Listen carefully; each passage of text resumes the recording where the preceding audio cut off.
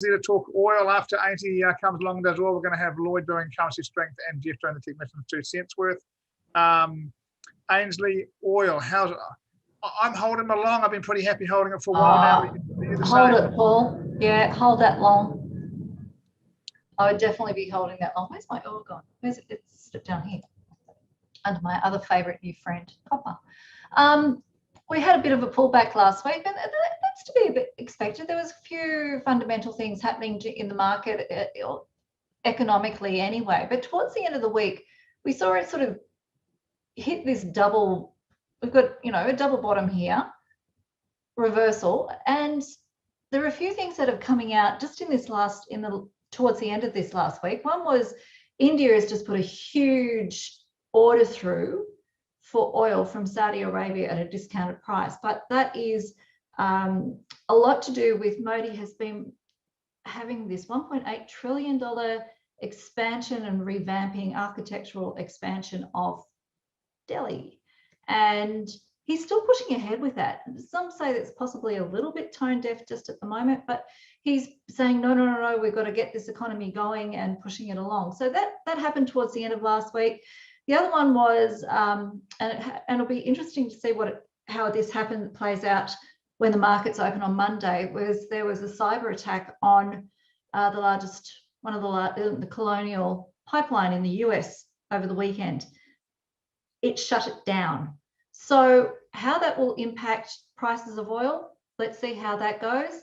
And thirdly, there was the UK has announced that they're opening up for vaccinated Brits that they can start travelling to 12 green zone countries. The only problem with that was 4 of those countries still have their international borders closed, which were Singapore, New Zealand, Australia, and Brunei. So Boris sort of missed that. But the whole idea of that is people are getting back on a plane, and that is just going to start, if not slowly, kickstarting things again. So towards the end of the week, we had a lot of fundamental, and over the weekend, some information there that is really going to see.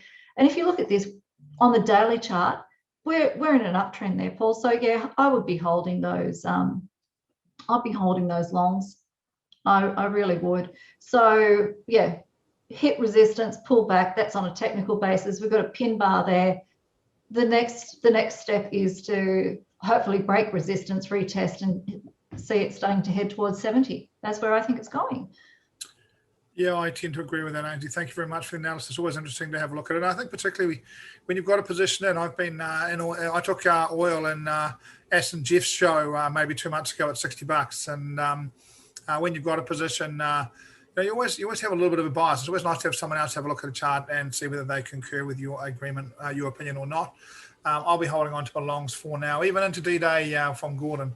Yeah, so the other thing is summer seasonal bias is also around the corner as well with May as well. So we're expecting it to keep on going up anyway. So that's just the extra icing on the cake. I love it. Cheers, Ainslie. Thank you very much for that. See you later.